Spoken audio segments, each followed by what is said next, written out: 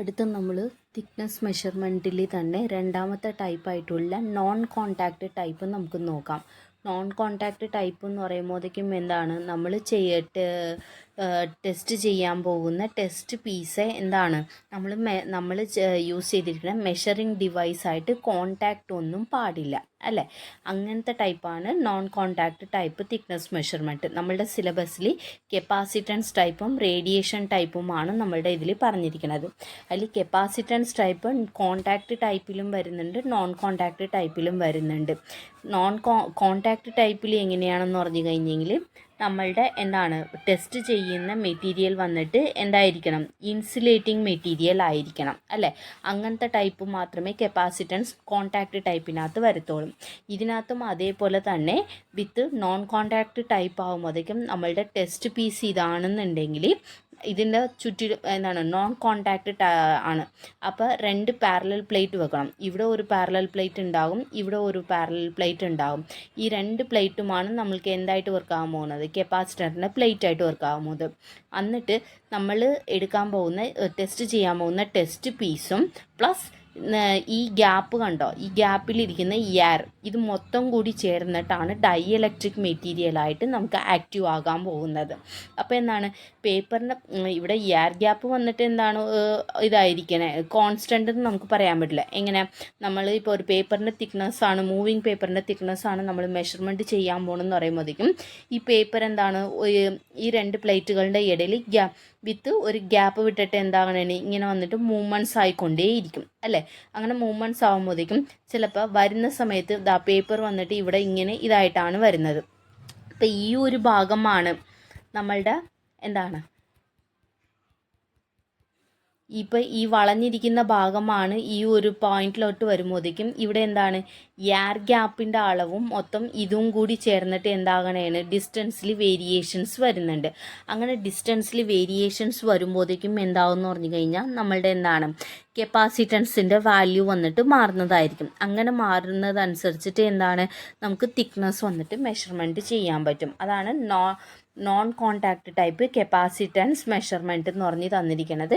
ഇതിനകത്തും same principle തന്നെയാണ് വരുന്നത്. എന്ത്, C=A/D/ε0 എന്ന് പറഞ്ഞിട്ടുള്ള ഇത് തന്നെയാണ് നമ്മൾ യൂസ് ചെയ്യാൻ പോകുന്നത്. അവിടെ കോൺടാക്റ്റ് ടൈപ്പിൽ എന്താണ് നമ്മളുടെ ടെസ്റ്റ് പീസ് മുട്ടിച്ചിട്ട് തന്നെയായിരിക്കും എന്താണ് നമ്മളുടെ കപ്പാസിറ്റർ വെച്ചിരിക്കുന്നത്.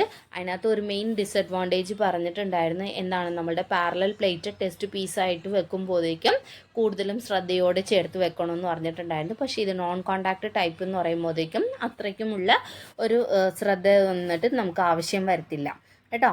അപ്പോൾ നമ്മൾക്ക് കിട്ടുന്ന എന്താണ് കപ്പാസിറ്റൻസ് വന്നിട്ട് ഇലക്ട്രിക്കൽ സിഗ്നലായിട്ടായിരിക്കും കിട്ടുന്നത്. അത് നമ്മൾ എന്ത് ചെയ്യും, തിക്നെസ് ആയിട്ട് കാലിബ്രേഷൻ ചെയ്തെടുക്കും. ഇതാണ് കപ്പാസിറ്റൻസ് ടൈപ്പ് തിക്നെസ് മെഷർമെൻറ്റ് എന്ന് പറയുന്നത്. ഇത് അടുത്ത ടൈപ്പ് എന്താണ്, റേഡിയേഷൻ ടൈപ്പ് തിക്നെസ് മെഷർമെൻറ്റ്. ഇതും ഒരു നോൺ കോൺടാക്റ്റ് ടൈപ്പാണ്.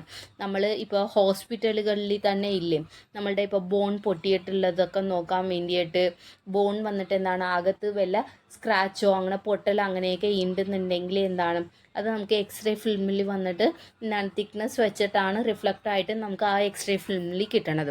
അങ്ങനത്തെ ഒരു ടൈപ്പാണ് radiation type non contact thickness measurement എന്ന് പറയുന്നത്. ഇതിന് വന്നിട്ട് ഇനിയൊരു പേരുണ്ട്, എന്താണ് ന്യൂക്ലിയർ റേഡിയേഷൻ തിക്നെസ് മെഷർമെൻറ്റും കൂടി നമ്മൾ പറയാറുണ്ട്.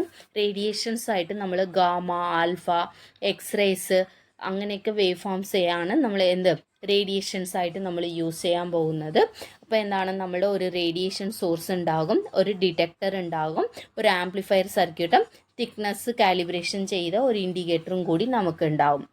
ഇതിൽ വന്നിട്ട് റേഡിയേഷൻ സോഴ്സ് എന്ത് ചെയ്യും എന്നാണ്, ഇപ്പോൾ ഫോർ എക്സാമ്പിൾ എക്സ്റേ റേഡിയേഷൻസ്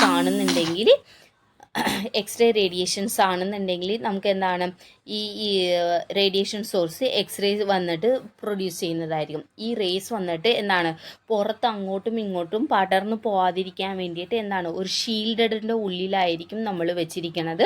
അപ്പോൾ ആ ഷീൽഡഡിൽ കൂടി മാത്രം എന്താണ് ടെസ്റ്റ് പീസിൽ കൂടി ഇങ്ങനെ കടന്നു പോകുമ്പോഴത്തേക്കും എന്താണ് ഇപ്പോൾ ടെസ്റ്റ് പീസ് ഇതാണ് അല്ലേ.